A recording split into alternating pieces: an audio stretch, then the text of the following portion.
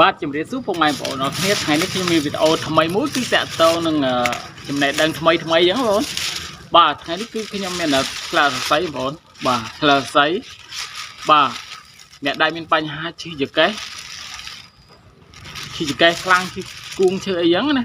បាទខ្ញុំអត់ដឹងទេតែខ្ញុំឃើញផេកបងស្រីម្នាក់គាត់ហូបផ្លាស័យគាត់ថាគាត់ឈឺចង្កេះឈឺអីចឹងព្រោះខ្ញុំឈឺចង្កេះដែរជាប់ចង្កេះរយៈពេល3 4 5ថ្ងៃយូរឲ្យតែងើបចង់រួចទេឈឺណាស់ឈឺដល់ពេលខ្ញុំក៏បានអនុវត្តតាមគាត់បាទគឺយកអាស័យមកដៃហ្នឹងយកដាក់ដាំទឹកប្រហែលជា1លីត្រកន្លះទៅ2លីត្របាទដើម្បីផឹកបងប្អូនគឺល្អមែនផឹក1កែវ2កែវ3កែវគឺដឹងលទ្ធផលហ្មងគឺមានអារម្មណ៍ថាធូរច្រើនមែនតើបាទធូរច្រើនមិនតែប៉ុណ្ណោះទេនៅពេលយើងបត់ជើងអី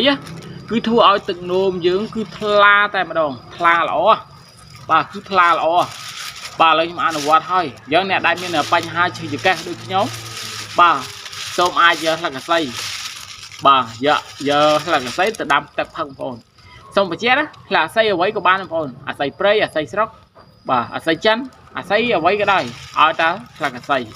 បាទយកទៅដាំផឹកបងប្អូនសាកមើលបងប្អូនសាកខ្ញុំធ្លាប់ជឿដែរខ្ញុំថាមិនដែលគ្រាន់ស្លឹកអាស័យណាវាអាចព្យាបាលឈឺចង្កេះឈឺអីចឹងណាអត់ជឿទេតែសាកលបងដាក់ម្ដាយមកឥឡូវជាបាទធ្លាប់ទៅងើបរួចឥឡូវជាបាទអរគុណច្រើនពុកម៉ែបងប្អូនអរគ្នាខ្ញុំមានវីដេអូប៉ុណ្ណេះបាទមានបញ្ហាអាចខមមិនមកសាកសួរបានបាទអរគុណ